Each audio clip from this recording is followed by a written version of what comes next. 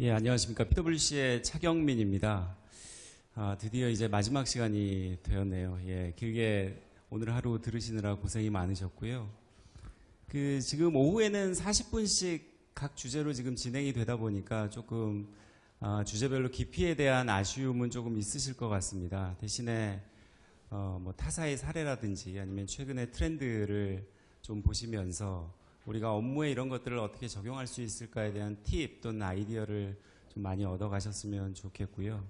제가 오늘 말씀드릴 내용은 우리 리테일 쪽에 항상 고민을 했던 전통적인 고민의 주제인 우리 매장 출점을 어떻게 하는 것이 최적일까, 그리고 재고 관리를 어떻게 해야 재고 비용을 최소화할 수 있을까에 대한 부분을 말씀을 드리겠습니다. 이러한 주제에 대해서 데이터를 기반으로 데이터 분석을 통해서 성과를 낸 사례들을 조금 소개를 해드릴 텐데요. 오늘 제가 말씀드릴 내용은 크게 이제 두 가지로 나눠서, 첫 번째는 우리 리테일 관련된 트렌드에 대해서 좀 살펴보고, 그리고 방금 말씀드린 매장 출점하고 재고에 대한 사례는 두 번째 챕터에서 말씀을 드리겠습니다. 저희 PwC에서는 이제 매년 글로벌 서베이를 진행을 합니다. 글로벌로 이제 업종별로 다양한 회사의 다양한 임직원을 대상으로 서베이를 실시를 하고요. 그래서 업종별로 어떤 트렌드라든지 동향이라든지 또는 생각하고 있는 전략 방향에 대해서 서베이를 하고 그런 결과를 공유를 합니다. 15년, 16년에도 마찬가지로 서베이를 했고요. 지금 보시는 내용은 리테일업의 15, 16년에 서베이를 한 결과 세 가지의 리테일업의 트렌드를 얘기를 해주고 있습니다. 제가 알기로는 이 서베이가 약 25개국에 한 3만여 명 가까이를 서베이를 했다고 합니다. 물론 이제 리테일업의 특성상 기업의 임직원뿐만이 아니라 일반 소비자를 대상으로 해서 이런 서베이를 했는데요. 세 가지의 그 트렌드를 보면, 첫 번째는 오프라인 매장의 역할이 변화하고 있다. 그리고 두 번째는 기술의 발달이 우리 리테일에 영향을 미치고 있다는 점, 그리고 세 번째는 뭐 소셜 네트워크, 소셜 미디어, 소셜 네트워크의 영향력이 증대되고 있다라는 세 가지가 우리 리테일의 가장 큰 트렌드라고 할 수 있습니다. 물론 이 세 가지의 트렌드가 뭐 새롭게 부상한 트렌드는 아닙니다. 뭐 지속적으로 이런 그 트렌드들은 지속되어 왔고요. 다만 각 트렌드의 강론에 있어서 조금씩 어떤 변화들이 최근에 있는지를 사례를 가지고 설명을 좀 드리겠습니다. 먼저 매장의 변화에 대해서 짧은 동영상을 하나 공유 드리겠습니다. Say you're a retailer, and a loyal shopper walks into one of your stores. You know their entire shopping history, but your store associate doesn't. The customer's just another anonymous shopper, and a huge opportunity's been lost. But with Sweet Commerce In-Store, this wouldn't be a problem.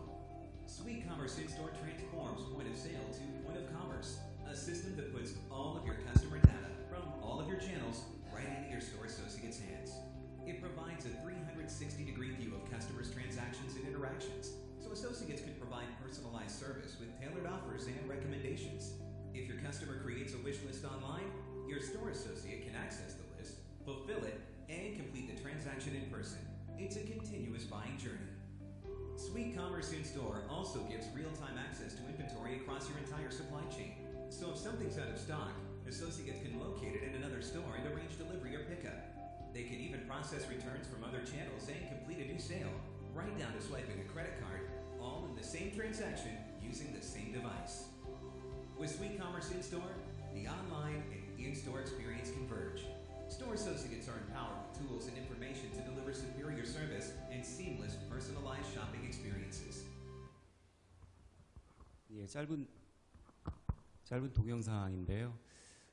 여기서 얘기하고 있는 건 어쨌든 오프라인 매장의 역할이 변화를 하고 있다. 즉 고객이 오프라인 매장에 와서 내가 어떤 효익을 누릴지에 대해서 좀 주목을 해봐야 된다라는 점을 좀 시사를 해주고 있는 것 같습니다. 자, 우리 서베이 결과로 다시 한번 돌아가 보면 서베이의 내용에 이런 질문이 있습니다. 온라인 쇼핑을 하는 대신에 오프라인 쇼핑을 하는 이유가 무엇입니까? 예, 가장 큰 이제 두 가지의 이유가, 하나는 직접 물건을 보고 사기 위해서다. 그리고 또 하나는 상품을 직접 수령하기 위해서라고 하는 이제 두 가지의 큰 이유를 대답을 하고 있는데요. 물론 오프라인 매장이 아닌 온라인 마켓도 지속적으로 수년 동안 계속 성장을 해 왔습니다. 그렇지만 결국 뭐 온라인 마켓이 오프라인까지를 잠식하지는 않았고 오프라인 매장 자체로서의 어떤 역할이 있다. 그러면은 우리 리테일업에서는 이런 오프라인 매장에서 고객이 과연 어떤 효익을 기대할까, 고객에게 어떤 가치를 제공할 수 있을까. 즉 그렇게 되면 결국 이제 기업의 또 다른 가치를 창출할 수 있는 부분이기 때문에 이러한 부분에 있어서 고민이 필요하다라는 점을 얘기를 해주고 있습니다. 좀 해외의 사례를 살펴보면 왼편에 보시는 내용이 톱숍이라고 하는 영국의 패스트 패션 브랜드입니다. 뭐 익히 알려진 자라나 유니클로와 같은 패스트 패션 브랜드인데요. 이 톱숍의 경우에는 그 증강현실 AR 기술을 활용을 해서 버추얼 드레스룸을 운영을 하고 있습니다. 즉 고객이 실제 드레스룸에 가서 옷을 입어볼 텐데 그 전에 내가 어떤 옷을 입어볼까, 나한테 잘 어울리는 게 무엇일지를 이런 버추얼 드레싱 룸을 이용을 해서 먼저 퀵하게 선정을 하고 그걸 가지고 가서 입어본다는 거죠. 그래서 이러한 뭐 버추얼 드레스룸은 사실 그 톱숍이 패스트 패션이기 때문에 더더욱 좀 효익이 있는 게 아닌가 싶습니다. 패스트 패션이 워낙 제품의 출시가 빠르고 이 회전이 빠르다 보니까 단골 고객 입장에서는 자주 왔을 때 저런 그 버추얼 기능을 이용을 해서 내가 퀵하게 상품들을 보고 그런 것들을 이제 입어볼 수 있는 그러한 효익을 누릴 수가 있겠고요.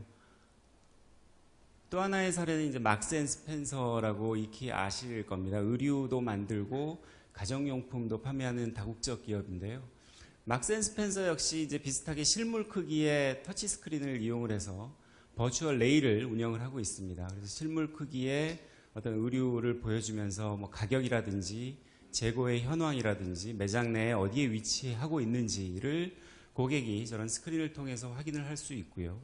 또 저기에서 직접 주문도 가능하다고 합니다. 그래서 매장에서 내가 그 선정한 아이템을 직접 매장에서 픽업할 수도 있고 나의 집으로 배송할 수 있게끔 하는 저러한 기술들을 실제 매장에 적용을 하고 있습니다. 즉 이렇게 다양하게 기술을 접목해서 오프라인 매장에서 이런 시도들이 되고 있는데요. 결국에는 오프라인 매장에 오는 손님들에게 어떠한 가치를 줄 수 있을까를 고민을 하고 그런 고민 포인트들을 잘 잡아서 이제 저러한 형태로 효익을 제공하고 있는 사례라고 보시면 되겠습니다. 다음은 두 번째 트렌드인 관련 기술의 발달입니다. 우리가 그 구매를 할 때 이제 휴대폰으로 많이 구매를 하시는 경우가 있는데요. 이런 모바일 구매 역시 뭐 수년 동안 계속 그 확장되어 온 부분이고 앞으로도 계속 그 모바일의 활용이 많이 늘어날 텐데 그 모바일을 통한 그 역할은 조금 변화하고 있는 것 같습니다. 구매할 때 왜 모바일을 이용하느냐라는 답에서 기존에는 상품을 비교한다든지 검색하는 것이 이제 주된 이유였는데 최근에는 어떤 쿠폰을 내가 모바일을 통해서 확보를 한다든지 또는 뭐 요새 나오는 여러 가지 이제 페이들이 있죠. 그런 지불 수단으로서 저런 모바일을 활용한다라는 대답이 점차 증가를 하고 있습니다. 즉 우리 기업 입장에서는 저런 모바일을 활용할 때 모바일의 활용 목적들이 계속 변하고 있기 때문에 이러한 부분들을 좀 주목을 해보고 거기에 맞게끔 우리가 또 사전적으로 대응하는 것이 필요하다고 그렇게 판단이 됩니다. 또 하나의 기술은 비콘인데요. 비콘은 뭐 타겟 마케팅을 하든지 또는 매장에 들어온 고객에게 어떤 쿠폰이나 이런 프로모션 정보들을 제공을 하는 기능이 있습니다. 미국에서 리테일의 이제 탑 그 100개 리테일 회사를 대상으로 봤을 때 85%가량이 올해까지 매장 내에 저런 비콘을 활용하겠다고 그렇게 답하고 있습니다. 사실 비콘이 이제 예전에는 좀 선도적인 기술이었는데 이미 좀 보편화되고 있는 경향을 보이고 있습니다. 그래서 저러한 빠른 변화도 우리가 좀 주목해 볼 만한 포인트일 것 같고요. 다만 이런 비콘을 적용함에 있어서 무분별하게 적용하는 것은 또 오히려 이 매장에 온 그 고객들의 반감을 살 수 있기 때문에 어떻게 타겟팅을 하고 어떻게 선별적으로 저런 메시지를 고객에게 전달을 할 것인가 이런 부분에 대한 고민도 필요하다는 것을 얘기를 해주고 있습니다. 자, 또 하나의 기술은 웨어러블의 발달입니다. 웨어러블 하면 가장 이제 보편적인 게 스마트워치라든지 스마트 밴드죠.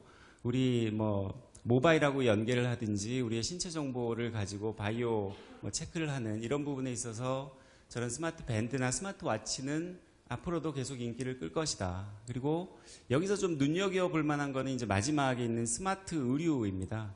스마트 의류가 전년 대비 가장 큰 폭으로 상승을 했다. 즉 스마트 의류에 대한 기대가 좀 많이 높아졌다라고 볼 수 있는데요. 그 오른쪽에 보이시는 이제 빨간색 그 신발이 두크레라고 하는 신발 브랜드라고 합니다. 저 신발은 그 웨어러블 내비게이션 기능이 있다고 합니다. 그래서 모바일에 내가 가고자 하는 위치를 정해놓고 신발을 신고 걸어가다가 위치를 잘못 들면 진동이 와서 그 방향을 바로 잡아준다고 하는데요. 저 기능만을 위해서는 당연히 사지는 않겠죠. 다만 이제 저 기능에서 보듯이 기존의 이제 웨어러블을 보면 주로 수요자의 입장보다는 공급자의 관점에서 약간의 기술을 좀 과시하려는 측면에서 웨어러블 기기가 좀 발달을 해온 거는 사실입니다.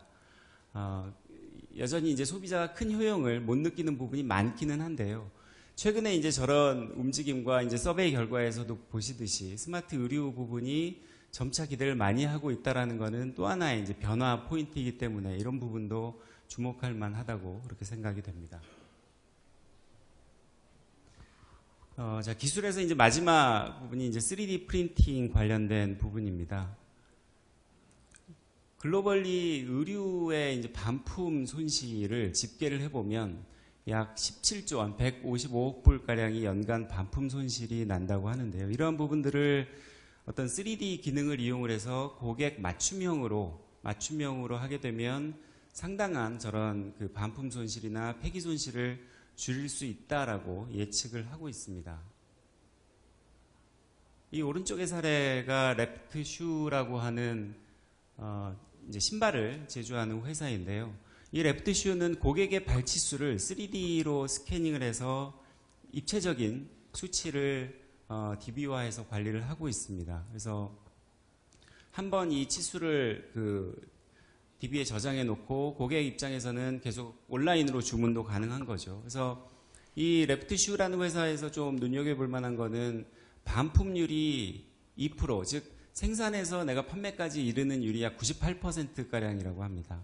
일반적으로 온라인의 의류라든지 이런 신발 주문이 반품률이 한 50% 정도 되는 걸로 알고 있는데요. 이 회사의 경우에는 상당히 반품률을 많이 절감을 했고, 그리고 마케팅을 할 때에도 사전에 공항이나 역사 같은 데에서 무료로 이렇게 치수를 재주고 나중에 이제 바쁠 때 내가 그 사이트에 들어가서 주문을 하게 되면 나의 발에 딱 맞는 이제 신발을 주문을 할 수 있기 때문에 계속 활용이 되고 그러한 또 마케팅 전략을 세워서 운영하고 있는 또 하나의 사례라고 볼 수 있겠습니다.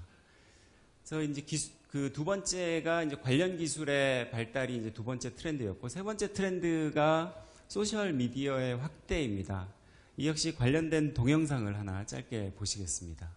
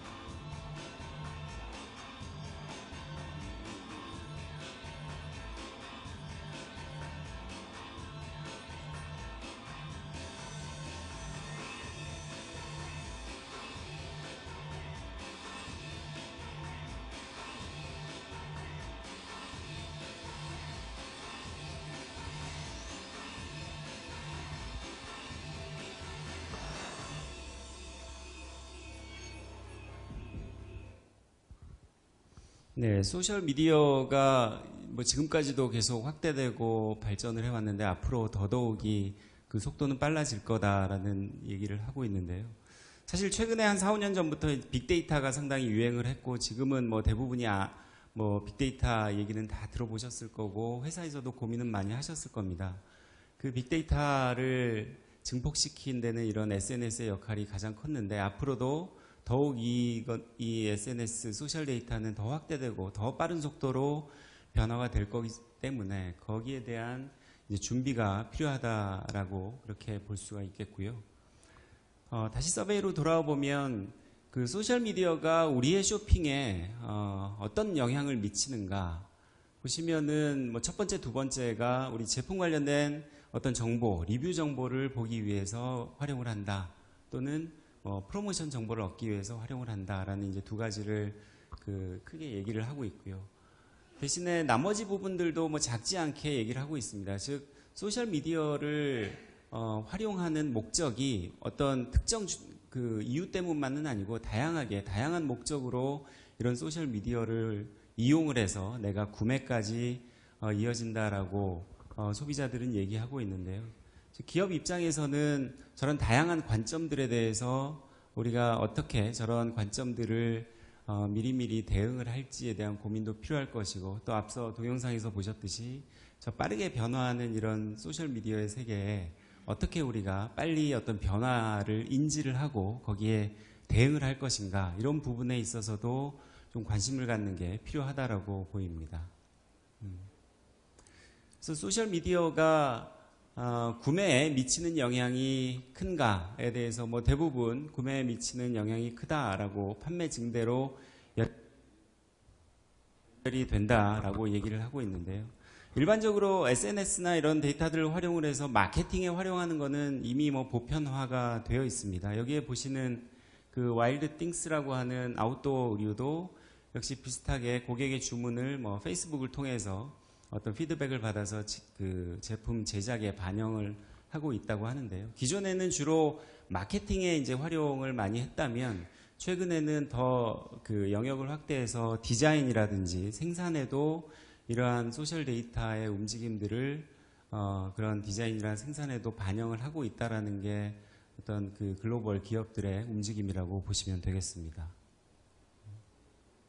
자, 여기까지 그 리테일의 세 가지의 트렌드에 대해서 살펴봤는데요. 좀 정리를 해보면 이제 트렌드는 봤는데 그러면 이러한 트렌드들을 우리에게는 어떻게 활용을 해야 될까? 우리는 어떤 고민을 해야 될 것인가?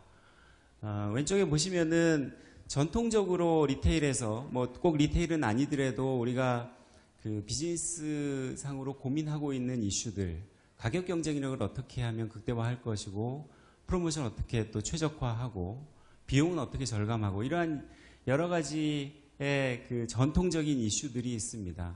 그렇다면 앞에 말씀드렸던 기술이 발달을 하고 또는 뭐 소셜 데이터들을 더 크게 이제 그 소셜 데이터 양이 많아지고 하는 것들을 우리 비즈니스에 어떻게 활용을 할까? 그런 데이터들을 통해서 과거에는 우리가 사실은 보지 않았던 정보들이죠. 그런 정보들과 기술을 통해서 우리의 저런 전통적인 이슈들을 어떻게 해결할지에 대해서 관심을 갖는 게 중요하다. 즉 저런 정보를 활용함으로써 우리가 기존에 알고 있던 우리의 고객에 대한 이해를 훨씬 더 깊이 할 수 있을 것입니다. 그래서 그러한 깊이 있는 이해를 바탕으로 우리가 새로운 어떤 비즈니스 전략을 만들어낼 수도 있고요. 즉 빠르게 변화하는 어떤 기술이 새롭게 개발이 되고 기술이 발달하고 거기에 초점을 맞추는 것보다는 우리의 고민이 무엇인지를 잘 정의를 하고 그렇다면 그 고민을 풀기 위해서 저러한 기술들을 과연 적용해 봄직한 기술인가 이런 부분들에 대해서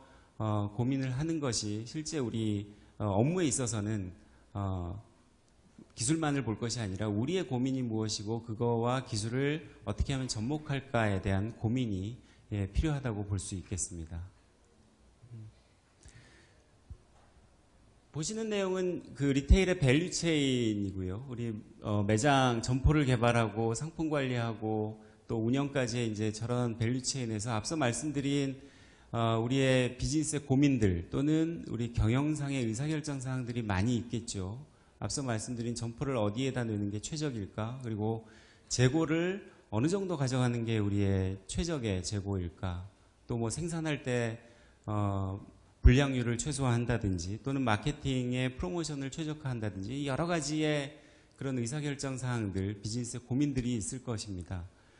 그 뒤에서 말씀드릴 사례는 이제 두 가지 정도를 말씀을 드리겠습니다. 첫 번째가 매장 출점 분석, 어떤 위치에 매장을 출점하는 게 이제 최적의 입지인가 하고요. 그리고 재고 최적화, 그래서 재고가 과다해서도 안 되고 부족해서도 안 되겠죠. 그래서 재고를 어떻게 하면 최적 재고를 가져갈까에 대한 사례를 말씀을 드리겠습니다. 첫 번째 매장 출점입니다. 그 프랜차이즈의 케이스인데요. 일단 매장을 어디에다 낼 것인가에 대한 고민을 위해서 출발을 이제 우리에게 오는 고객은 누구인가부터 고민의 출발을 시작을 했습니다. 이제 어떤 고객이 오고 언제 오고 또 왜 오는지 와서의 구매 패턴이 어떤지를 이해를 하고 그에 맞는 최적의 출점지를 정하기 위해서 고객을 먼저 분석을 했는데요. 고객 분석을 위해서 매장 내에 있는 이제 포스 데이터를 활용을 해서 내부의 정보들을 분석을 했고요. 그래서 살펴봤더니 오전에 출근 시간에는 출근하는 30, 40대 출근하는 사람들이 와서 단품 구매를 하고 그리고 점심 전에는 20대에서 40대 여성들이 주로 와서 또 구매를 하더라. 거주지라든지 어떤 백화점 같은 유통 그 상권에서 구매를 하고 그리고 또 오후 시간에는 30, 40대 남성 또는 여성들이 와서 또 단품 이상으로 구매를 하더라. 뭐 식사 후에 모임이라든지 이런 시간대별로 오는 고객이 다르고 오는 목적이 다르고 또는 와서 구매하는 이제 패턴도 다르다라는 것들을 우리 내부 데이터를 통해서 그러한 그 정보를 확인을 했고요. 이러한 정보를 기반으로 뒤에 말씀드린 이제 매장의 최적 출점지 선정의 그 내부 데이터로 활용을 했고요. 내부 데이터를 한 축으로 보고 또 하나는 이제 외부 데이터를 또 같이 봤습니다. 외부 데이터 중에 우리가 지금 타겟하고 있는 지역의 인구 분포도 그래서 그 연령대라든지 성비라든지 또는 어떤 소득 수준이라든지 이런 인구와 거주자의 정보가 어떻게 되느냐 그리고 그 인구 유발 시설에 대한 정보 즉 주변에 어떤 큰 상권이 있는지 그리고 그 상권을 둘러싸고 유동인구의 분포가 어떻게 되며 시간대별로 흐름이 어떠한지에 대한 정보도 게더링을 하고 그리고 이제 교통 인프라, 뭐 버스 노선이라든지 지하철 노선이라든지 뭐 주중에는 또는 주말에는 어떤 식으로 이동하는지 이런 정보들을 활용을 해서 그 출점지의 의사결정에 활용을 했는데요. 그래서 앞서 말씀드린 포스 데이터를 이용한 내부 데이터하고 그리고 그런 외부의 그 인구 또는 지리학적인 정보들을 활용을 해서 그 두 개를 결합해서 우리가 타겟하고 있는 지역을 잘 분화하는 셀 분화를 작업을 통해서 그 추정 모델링을 했습니다. 이 모델링은 뭐 오늘 뭐 오전부터 들으셨겠지만은 최근에 머신러닝 기법이 많이 도입이 돼서 많이 활용을 하고 있기 때문에 저러한 데이터들 기반으로 머신러닝 기법으로 그 출점 지역별로 매출이 얼마만큼 될 것인가를 추정하는 모델을 선정을 하고 그 결과에 의해서 실제 이제 출점을 하게 됐는데요. 출점 후에 예상 매출액과의 차이를 봤더니 상당히 크게 차이가 나지 않는 유의미한 결과를 나타냈습니다. 즉, 이 사례에서 좀 눈여겨볼 만한 거는 그 외부 데이터를 잘 활용을 했다. 그래서 아주 오래전에는 그 생각하지 못했던 그러한 외부 데이터들도 최근에는 오픈된 자료도 있고 일부는 또 우리가 유료로 구매할 수 있는 정보들도 있기 때문에 이러한 유료 데이터들을 우리 분석에 있어서 어떻게 하면 좀 활용할 수 있을까에 대한 고민을 해보시는 것도 의미가 있을 것 같고요. 많은 회사들을 다녀보면은 이제 예를 들면 여기 이제 출점지 분석을 할 때 또는 여러 가지 의사결정을 하실 때 주로 분석하는 그 모습을 보면 과거부터 쭉 이어온 그냥 패턴대로 이어받아서 그대로 하시는 게 일반적으로 보입니다. 즉 우리가 분석하고자 하는 대상 정보도 수년 전부터 그냥 쓰던 거를 계속 쓰시고, 그리고 추정하는 모델도 뭐 과거 패턴에 의해서 그냥 단순 어떤 통계 모형이라든지 또는 그냥 직관에 의해서도 하실 경우도 있고. 근데 이 사례에서 의미하는 거는 데이터를 한번 정비해 보는 거, 그리고 또 가능하면 외부 데이터를 적용해 보는 것만으로도 어떤 추정이라든지 예측의 정확도를 높일 수 있고, 또 분석하는 기법도 최근에 많이 나오는 그런 선진 기법들을 적용을 하면 추정의 정확도가 조금 올라갈 것이다. 그래서 이러한 부분들은 우리 업무하실 때 과거부터 뭐 받으셔서 분석을 한다든지 하는 부분에 대해서는 데이터 측면 그리고 분석 기법 측면에서는 한 번씩은 좀 고민을 해보실 포인트라고 생각이 됩니다. 자, 두 번째는 재고 관리에 대한 사례입니다. 의류 업종, 패션 업종의 사례인데, 우리가 시즌별로 의류를 판매하기 위해서 구매 계획이나 생산 계획을 쭉 수립을 하는데, 판매 계획부터 출발하죠. 보통 판매 계획을 복종별로 어떻게 판매를 할 것인가, 판매 계획이 확정되면 생산 계획과 구매 계획이 되고 이제 원재료 구매까지 되는데, 항상 재고는 남던지 부족하던지 이런 이슈가 발생을 합니다. 그렇게 되면은 근본적으로 이거를 좀 해결하기 위해서는 기초 데이터가 판매 예측을 얼마만큼 좀 정확히 할 수 있느냐, 판매 예측을 정확히 하는 만큼 우리가 재고 비용을 최소화할 수 있기 때문에, 이 케이스에서는 과거에 우리 판매 패턴에 더불어서 뭐 프로모션 정보라든지 또는 날씨 정보라든지 이런 외부 데이터를 활용을 해서 역시 최근의 분석 기법을 적용을 해서 추정을 했습니다. 그 결과적으로 약 뭐 4%가량의 매출 추정의 정확도를 제고를 했는데요. 그만큼이 우리 재고 부담 비용을 줄이는 효과가 있었기 때문에 이거 역시 그런 추정 기법을 적용을 해서 재고를 이렇게 줄일 수 있다라는 내용을 얘기를 해주고요. 그래서 정리해 보면은 기존에 우리가 어떤 직관에 의해서 개인의 판단에 의해서 하던 업무들을 조금 더 체계적으로 분석을 하게 되면 이제 시간도 빨라지고 휴먼 에러도 줄일 수가 있고, 거기에서 조금 더 나아간다면은 그런 분석하는 업무들이 좀 체계화가 되면 우리가 쓰고 계시는 뭐 ERP라든지 회사의 시스템에 아예 자동 발주 기능까지 연계해서 저런 추정 모델에서 나오는 데이터를 가지고 자동 발주를 통해서 재고를 더 효율화하고 업무 프로세스도 더 효율화하는 것도 생각해 볼 수 있습니다. 그렇게 되면은 시간만큼 또 부가가치가 높은 업무에 더 분석을 많이 할 수 있기 때문에 효익이 있을 거라고 판단이 되고요. 그래서 우리가 업무하실 때 좀 경험적으로 하고 있다거나 직관적으로 하고 있는 업무가 뭔지를 한번 살펴보시고, 이렇게 좀 어떤 분석이라든지 이런 것들을 체계화하는 것이 필요할까를 고민해 보는 것도 좋을 것 같습니다. 자, 사례 중에 이제 마지막 사례인데요. 이 부분은 캠페인하고 재고를 연결시킨 사례입니다. 일반적으로 캠페인, 프로모션의 성과를 분석하기는 상당히 어렵습니다. 뭐 혹자는 이제 불가능하다고도 얘기를 하는데요. 그 이유가 데이터가 굉장히 선별해서 데이터를 확보하기도 어렵고, 데이터 이상치라든지 이런 것들을 조정하는 거, 또 뭐 카니발 효과라든지 외부 효과에 의해서 순수하게 프로모션으로 증분된 우리의 매출이라든지 수익을 구분해내기가 상당히 어렵습니다.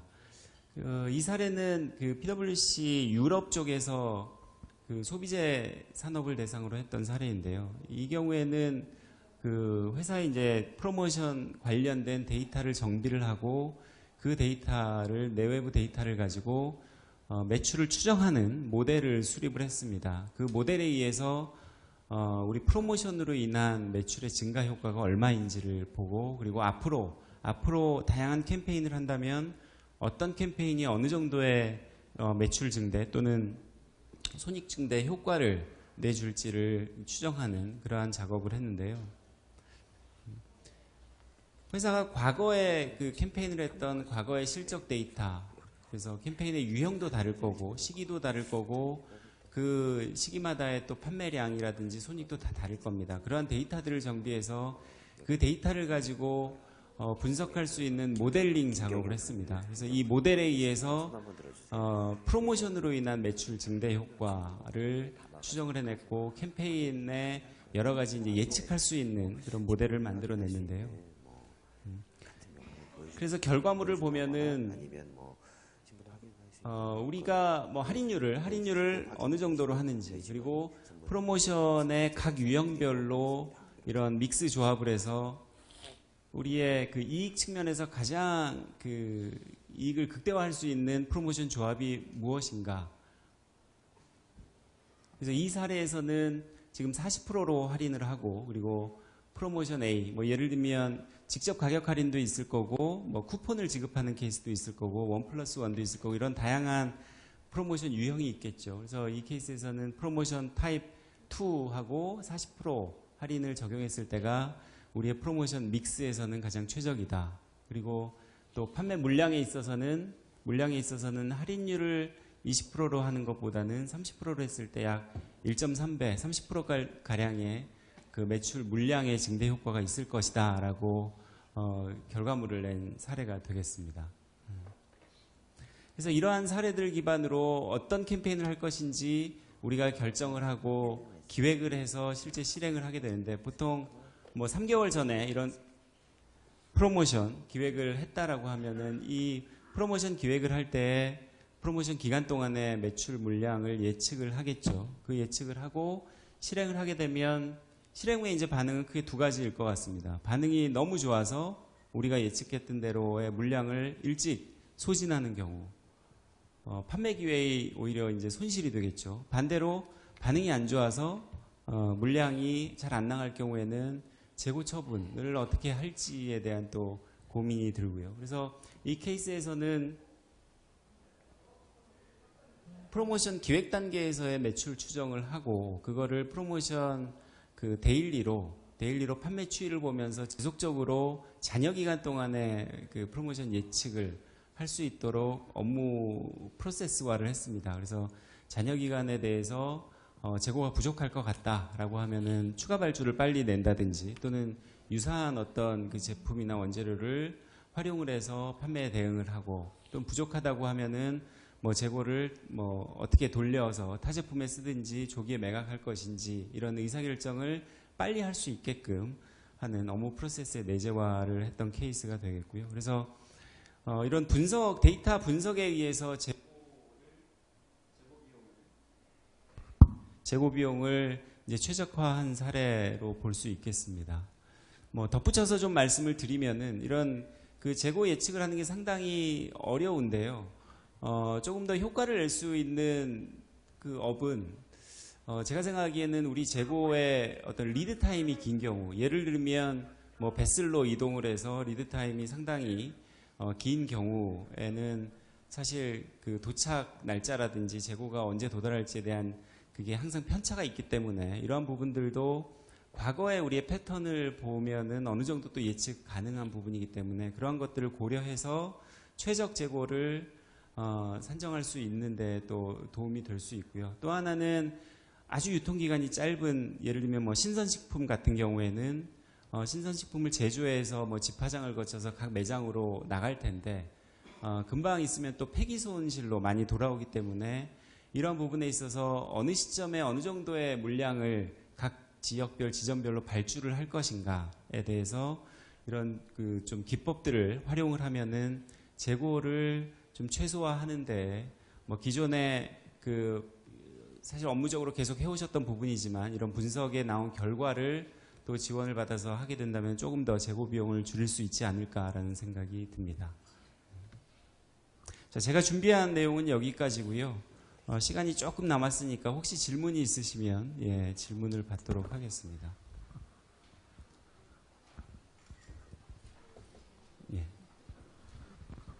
질문 없으시니까 이상으로 마치겠습니다. 감사합니다.